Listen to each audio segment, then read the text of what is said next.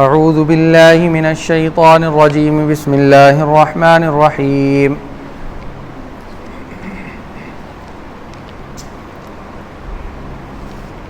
فتلقى آدم من ربه كلمات فتاب عليه إنه هو التواب الرحيم قلنا اهبطوا منها جميعا فإما يأتينكم مني هدى فمن تبع هداي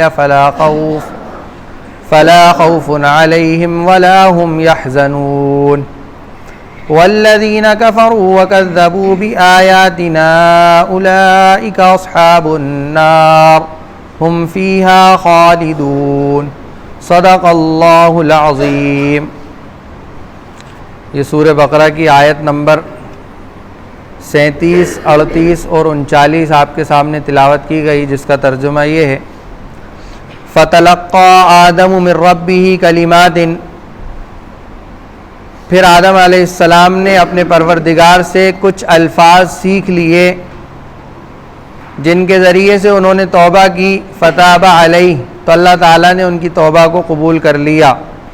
انہ هو التواب الرحیم، بے شک وہ بہت توبہ کو قبول کرنے والا اور رحم کرنے والا ہے۔ قلنا اہبطوا منہا جمیعا، ہم نے کہا کہ تم سارے کے سارے زمین پر اتر جاؤ۔ فَإِمَّا يَأْتِيَنَّكُم مِّنِّي هُدًى، پھر میری جانب سے تمہارے پاس جو کچھ ہدایت آئے۔ فَمَن تَبِعَ هُدَايَ، تو جو میری ہدایت پر چلے گا۔ فَلَا خَوْفٌ عَلَيْهِمْ وَلَا هُمْ يَحْزَنُونَ، تو نہ اس پر کوئی خوف ہوگا اور نہ وہ غم کریں گے۔ وَالَّذِينَ كَفَرُوا وَكَذَّبُوا بِآيَاتِنَا أُولَئِكَ أَصْحَابُ النَّارِ، اور جن لوگوں نے کفر کیا، نافرمانی کی اور ہماری آیتوں کو جھٹلایا، تو وہ جہنم والے ہیں۔ ہم فیہا خالدون، وہ اس میں ہمیشہ ہمیشہ رہیں گے۔ پچھلی آیات میں تذکرہ ہو رہا تھا کہ اللہ تبارک و تعالی نے حضرت آدم علیہ السلام کو شیطان کے بہکا دینے کی وجہ سے جنت سے نکال دیا، اور یہ بحث بھی آئی تھی کہ شیطان ان کو بہکانے کے لیے جنت میں کیسے پہنچا۔ تو وہاں میں نے 2-3 باتیں بتائی تھیں۔ ایک بات تو یہ کہ شیطان نے، جس طرح ہمارے دلوں پر شیطان وسوسے ڈالتا ہے دور ہی سے، اسی طرح آدم علیہ السلام اور ان کی بیوی حضرت حوا علیہ السلام کے دل میں اس نے وسوسہ ڈالا۔ دوسری یہ کہ جس طرح اللہ تبارک و تعالی نے جناتوں کو متشکل ہونے کی، یعنی شکلیں بدلنے کا اختیار دیا ہے، تو ہو سکتا ہے وہ کوئی شکل اختیار کر کے وہاں پہنچ گیا ہو ان کے پاس، اور اس نے وہاں جا کر ان کو بہکا دیا۔ بہرحال اب ان آیات کا پچھلی آیتوں سے کیسا تعلق ہے اس کو بیان کرنا ہے کہ جب اللہ تبارک و تعالیٰ نے حکم دے دیا کہ اب تم زمین میں اتر جاؤ اور تم لوگ ایک دوسرے کے آپس میں دشمن رہو گے اور تمہارا یہ عیش و آرام سب کچھ ختم ہو جائے گا، گویا کہ یہ سزا کے طور پر، تو اب حضرت آدم علیہ السلام چونکہ نبی تھے تو ان کو بڑا رنج ہوا، بڑا صدمہ ہوا، اور وہ توبہ کرنے کی کوشش کر رہے ہیں، لیکن اللہ کے ہیبت اور اللہ کے ڈر کی وجہ سے الفاظ ان کو سمجھ میں نہیں آ رہے کہ میں کس طرح اللہ سے معافی مانگوں۔ جو غلطی، جو گناہ مجھ سے ہو گیا ہے کہ میں نے اللہ کی نافرمانی کری، جس درخت سے اللہ نے کھانے سے منع کیا تھا وہ درخت کھا لیا، نافرمانی ہو گئی، گناہ ہو گیا، اللہ نے مجھے سزا کے طور پر نکال دیا، تو اب میں اس کی معافی کس انداز میں مانگوں؟ یہ سوچ وچار میں ہے، رو رہے ہیں، عجیب کیفیت ہے۔ تو اللہ تبارک و تعالیٰ نے ہی ان کو کلمات سکھائے۔ فَتَلَقَّى آدَمُ مِن رَبِّهِ، کہ آدم علیہ السلام نے اپنے پروردگار سے کچھ الفاظ سیکھ لیے توبہ کے، جن کے ذریعے سے انہوں نے توبہ کی۔ تو کیا کیا اللہ تبارک و تعالیٰ نے؟ فَتَابَ عَلَيْهِ، اللہ نے ان کی توبہ کو قبول کر لیا۔ تلقّا یا تلقّا کہتے ہیں کسی چیز کو اچھی طرح استقبال کرنا، کسی چیز کا اچھی طرح استقبال کرنا اور اس کو لے لینا، اس کو حاصل کرنا۔ تو آدم علیہ السلام نے اپنے پروردگار کی جانب سے چند الفاظ توبہ کے سیکھے، جن کے ذریعے سے توبہ کی، تو اللہ نے ہی ان کو وہ الفاظ سکھائے. کلمات فتاب علیہ، تاب علیہ، جب توبہ کی نسبت بندے کی طرف کی جاتی ہے تو اس وقت توبہ نام ہوتا ہے 3 چیزوں کے مجموعے کا. توبہ کہتے ہیں 3 چیزوں کے مجموعے کو، جس کے اندر 3 چیزیں جمع ہوں. جب آدمی توبہ کرے تو وہ 3 چیزیں اس کے اندر جمع ہونا ضروری ہیں. اگر ان میں سے ایک چیز بھی کم ہو گئی تو اس کی توبہ قبول بھی نہیں ہوگی اور وہ توبہ بھی نہیں کہلائے گی. 3 چیزیں کیا کیا ہیں؟ جو گناہ کیا ہے اس نے، اس کو گناہ سمجھتے ہوئے اس پر شرمندہ ہو. کیا کرے؟ پہلا کام، اس کو گناہ سمجھتے ہوئے اس پر شرمندہ ہو کہ ہاں یہ گناہ میں نے کیا ہے، اب میں اس پر شرمندہ ہوں کہ ہاں یہ غلطی مجھ سے ہو گئی. تو پہلا توبہ کا پہلا کام یہ آئے گا. دوسرا کام کیا آئے گا توبہ کا؟ کہ آئندہ اب یہ گناہ کبھی بھی نہیں کروں گا. اور تیسرا کام اللہ سے اس پر معافی مانگے.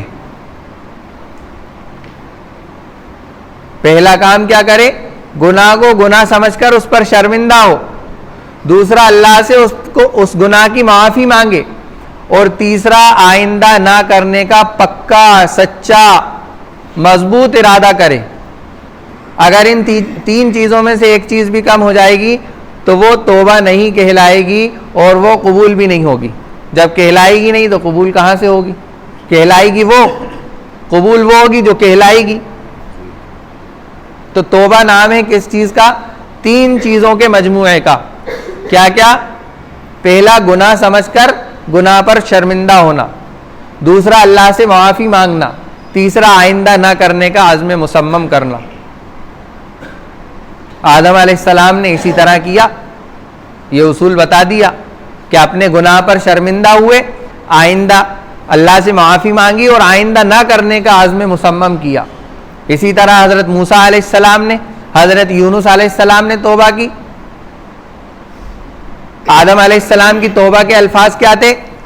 ربنا ظلمنا انفسنا وَإِن لَّمْ تَغْفِرْ لَنَا وَتَرْحَمْنَا لَنَكُونَنَّ مِنَ الْخَاسِرِينَ، سورہ اعراف کے اندر، کہ اللہ ہم نے اپنے آپ پر ظلم کیا.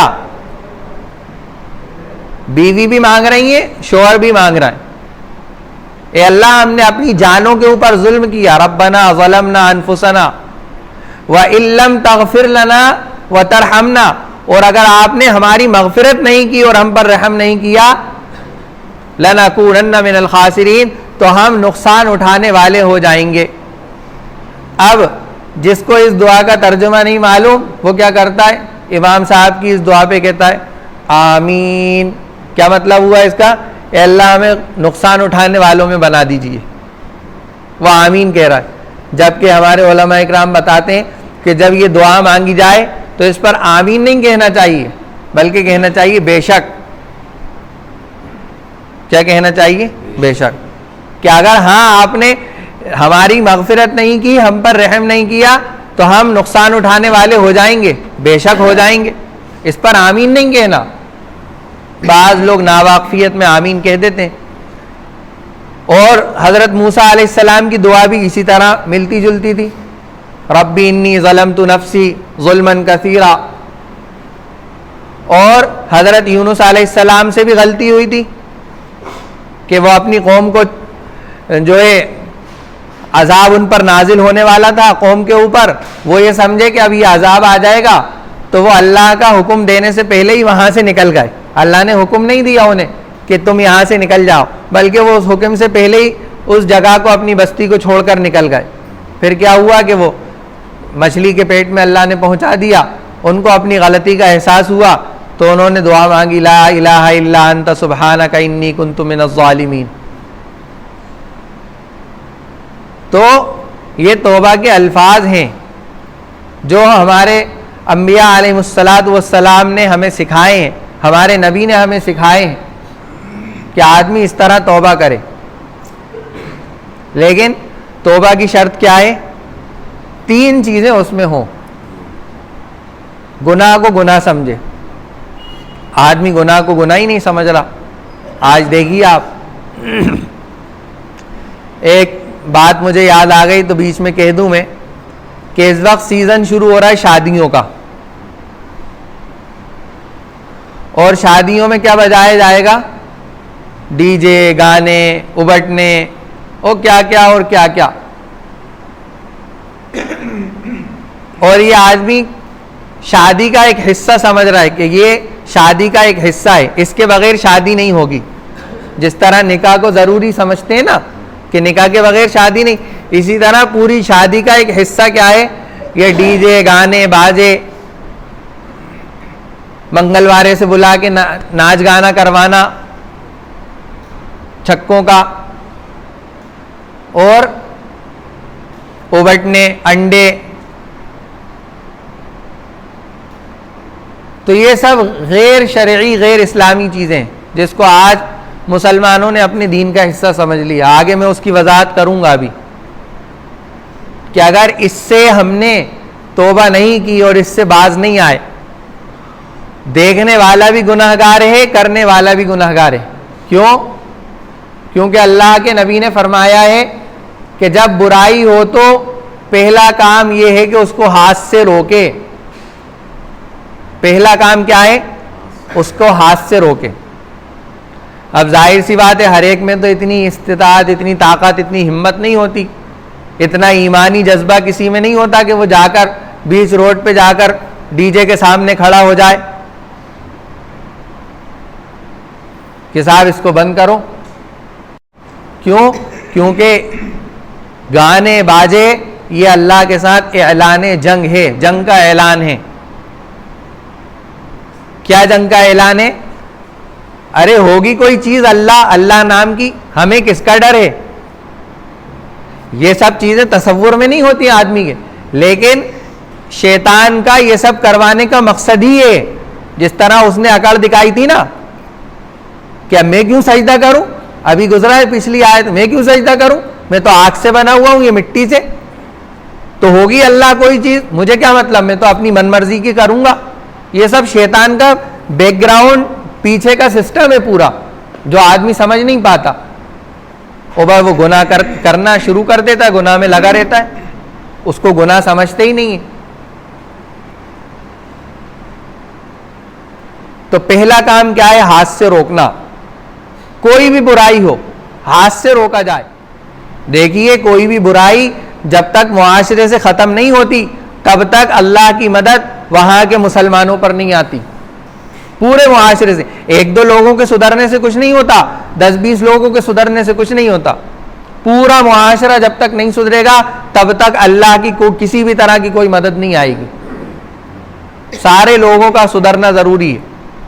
یونس علیہ السلام نے جب عذاب وہاں سے اللہ نے فیصلہ کر لیا, اوپر دکھنے لگا بستی والوں کو, قوم کو عذاب منڈراتا ہوا, تو اب یونس علیہ السلام اس بستی کو, ان لوگوں کو چھوڑ کر وہاں سے نکل گئے کہ اب تو ان پر عذاب آ جائے گا.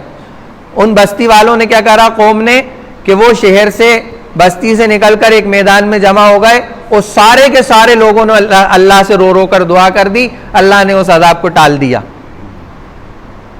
تو سارے کے سارے لوگ گناہوں سے معافی مانگیں اور گناہوں کو چھوڑنے کا, گناہوں کو ختم کرنے کا معاشرے سے اس کا فیصلہ کریں, تب جا کے اللہ کی مدد ہمارے ساتھ ہوگی. ورنہ آج یا کل کا ہی نیوز پیپر میں آیا ہے کہ جو طلاق کی قسمیں ہیں 1-2, ان طلاق کی قسموں کے اوپر بھی جو ہے روک لگائی جائے گی. دھیرے دھیرے اسلام کو دھیرے دھیرے چھانٹنے کی کوشش کی جا رہی ہے. ہوتی ہے نا کوئی چیز تھوڑی تھوڑی تھوڑی تھوڑی کاٹی جاتی. مٹھائی کا ایک پورا لمبا وہ ہوتا ہے, جب مٹھائی بنانے والا حلوائی وہ بناتا ہے تو اس کے پیسز کرنے کے لیے وہ تھوڑا تھوڑا تھوڑا تھوڑا چھانٹتا جاتا ہے یہاں تک کہ وہ پوری مٹھائی کے پیسز بن جاتے ہیں. تو اسلام کی ایک ایک حصے کو اسی طرح کاٹ کر جو ہے الگ الگ کیا جا رہا ہے تاکہ اسلام اس ملک سے ختم ہو جائے. اور بہت پکی بنی ٹھکی یہ سازش اور کوشش ہے. اب ہم بھی اب تک نہ جاگیں سوئے رہیں تو اس میں کسی کا کیا نقصان ہے؟ مت سمجھو، مت سدھرو، مت مانو. بار بار کہہ رہے ہیں، بار بار بتا رہے ہیں کہ یہ عام دور نہیں ہے، یہ دجال کا دور ہے. دجال نکلنا ہے اس دور کے اندر. ہمارے حضرت تو فرماتے ہیں کہ آدمی یہ بات سنے اور اس کے اندر بے چینی پیدا ہی نہ ہو. کیا بات سنے؟ کہ بس دجال نکلنے والا ہے اور اللہ تبارک و تعالی امام مہدی کو بھی نکالیں گے، حضرت عیسیٰ علیہ السلام کو بھی آسمان سے اتاریں گے. یہ دور آنے والا ہے. اب آدمی کو یہ پتہ نہیں ہے کہ میں کس کی جماعت میں شامل ہوں گا. میں دجال کی جماعت میں شامل ہوں گا یا میں عیسیٰ اور مہدی کی جماعت میں شامل ہوں گا، پتہ ہی نہیں ہے اس کو، اور وہ بے فکر ہے. تو بے فکر آدمی کہاں شامل ہوگا؟ دجال کی جماعت میں شامل ہوگا، جس کو نہ اپنے ایمان کی فکر نہ اپنے اسلام کی. تو ان کی فکر کون کرے گا؟ ہمیں اور آپ کو مل کر کرنا ہے. اس لیے میں نوجوانوں سے بار بار کہہ رہا ہوں کہ اس طرح کے نوجوان مل جائیں جن کے اندر کسی کے طرح کا درد تو ہو، قوم کے لیے کچھ کر گزرنے کی چاہت تو ہو. کہیں سے کوئی آواز اسلام کے خلاف اٹھے اور وہ 1000 2000 5000 نوجوانوں کی بھیڑ جو ہر اعتبار سے قربانی دینے کے لیے تیار ہوں، ایسے نوجوان ملے تو صحیح. انشاءاللہ میں ان کا ساتھ دوں گا، کوئی دے یا نہ دے. اور مجھے اپنی کسی بھی چیز کی کوئی پرواہ نہیں ہے، کسی بھی چیز کی مجھے کوئی پرواہ نہیں. قلنا بتو منہا جميعا، ہم نے کہا کہ سارے کے سارے اتر جاؤ. پیچھے بھی اترنے کا ذکر تھا. قلنا بتو بعضکم لبعض، حاکمانہ انداز تھا کہنے کا. قلنا بتو حاکمانہ انداز تھا، اور یہاں پر حکیمانہ انداز ہے، حکمت ہے. یہاں کیا حکمت ہے؟ کہ اللہ تبارک و تعالی جو آدم علیہ السلام کو زمین میں اتارنا چاہ رہے ہیں، اس سے آگے کے جو منصوبے ہیں اس زمین کے اندر خلیفہ بنانا اور اس زمین کے اندر ایک نظام، اللہ کا قانونی نظام یہاں نافذ کرنا، وہ ساری مصلحتیں اور حکمتیں اس کے اندر پوشیدہ تھیں. تو یہاں پر حکیمانہ انداز اختیار کیا گیا کہ تم سارے کے سارے زمین میں اتر جاؤ. پھر میری طرف سے جو ہدایت تم تک پہنچے، جو ہدایت کی بات تم تک پہنچے، جو تمہیں بتایا جائے، جس بارے میں بتایا جائے، جیسا کہ ابھی میں نے بتایا آپ کو کہ یہ دور دجال کا دور ہے. دجالی فتنے دھیرے دھیرے نکل رہے ہیں. کبھی شکیل بن حنیف کے نام سے نکلتے ہیں اور وہ اپنے آپ کو عیسیٰ اور مہدی کہنا شروع کر دیتا ہے. اس سے پہلے قادیانی نکلا تھا جس نے اپنے آپ کو عیسیٰ اور مہدی کہا تھا. ہر دن کوئی نہ کوئی نیا فتنہ کھڑا ہوگا. اور کیا ہوگا؟ صبح کو آدمی ایمان کی حالت میں ہوگا، شام کو کافر ہو جائے گا، شام کو ایمان کی حالت میں ہوگا، صبح کو کافر ہو جائے گا. یصبح الرجل مؤمنا ویمسی کافرا ویمسی مؤمنا یصبح کافرا، کہ یہ حالت اور یہ کیفیت ہو جائے گی. کیا آپ اور ہم اپنی آنکھوں سے نہیں دیکھ رہے؟ نہیں دیکھ رہے. ایم پی کے اندر کئی سو لڑکیاں روزانہ کی مرتد ہو رہی ہیں. ابھی 10 دن پرانی خبر آئی ہے، مسلم کالج ہے ڈاکٹری کا، یونانی کا، وہاں کی ایک لڑکی نے، مسلمان لڑکی نے اپنے سارے کاغذات غیر مسلم ہونے کے، اپنے آپ کو غیر مسلم کرنے کے تیار کر لیے تھے. سارے کاغذات تیار. میں یہ پیغام میرا ان ماؤں تک ضرور پہنچے جو مائیں اپنی بچی کے کالج کے فرینڈ کو اپنے گھر بلاتی ہیں اور اس کو چائے ناشتہ اور کھانا کھلاتی ہیں. کئی لڑکیاں مسلمان غیر مسلم لڑکوں کو اپنے گھر لے کے جاتی ہیں اور ان کی مائیں، ان کے باپ کو تو کچھ خبر ہوتی نہیں ہے. باپ سمجھتا ہے ہماری بیٹی باپردہ گئی ہے، وہ یہاں سے جاتی تو باپردہ ہے، گلفز بھی ہوتے ہیں، موزے بھی ہوتے ہیں، برقع بھی ہوتا ہے، حجاب بھی ہوتا ہے، سب کچھ ہوتا ہے. وہاں جا کے اس کی دنیا بدل جاتی ہے. کالج میں پہنچتے ہی وہ ایسی ہو جاتی ہے جیسے کہیں یورپ سے آئی ہوئی لڑکی ہو. باپ سوچتا ہے کہ ہماری لڑکی تو باپردہ جاتی ہے اور وہ اپنے گھر غیر مسلم لڑکے کو لاتی ہے. یہ آپ کی مسجد کے 2 گلی پیچھے کی بات بتا رہا ہوں، 2 سال پرانی. ان کے چچا کو بلایا، ابا تو ملے نہیں تھے، چچا کو بلا کے اسی مسجد میں سمجھایا کہ بھائی تمہاری لڑکی کی ایسی ایسی حالت ہمارے سننے میں آئی ہے. ارے صاحب وہ تو دوست تھے، ان کا بہت اچھا دوست تھے، ابھی اس کو سال بھر بعد 6 مہینے بعد اس کو ماں بنائے گا. وہ دوست تھے نا، وہ اس کا وہ شوہر بن جائے گا اور لے اڑے گا تمہاری لڑکی کو. تو کہاں سوئے ہوئے مسلمان؟ کس چیز کی تگ و دو میں لگے ہوئے، کس چیز کی، کن چیزوں کی فکروں میں؟ اس دنیا کی جو ختم ہونے والی ہے، اس دنیا کی جو ساتھ چھوڑ کر جائے گی، ساتھ نہیں جائے گی. اس لیے باپ سمجھ لیں اور مائیں سمجھ لیں کہ اگر وہ لڑکی مرتد ہو رہی ہے تو اللہ کے نبی نے فرمایا ہے کہ اس کے والدین اس کو نصرانی اور یہودی اور کافر بناتے ہیں، وہ خود سے نہیں بنتی. حدیث کے اندر مشکات شریف کی روایت ہے کہ اس کا باپ، اس کی ماں اس کو یہودی اور نصرانی اور کافر بناتے ہیں. تو سب سے پہلی پکڑ ماں باپ کی ہوگی.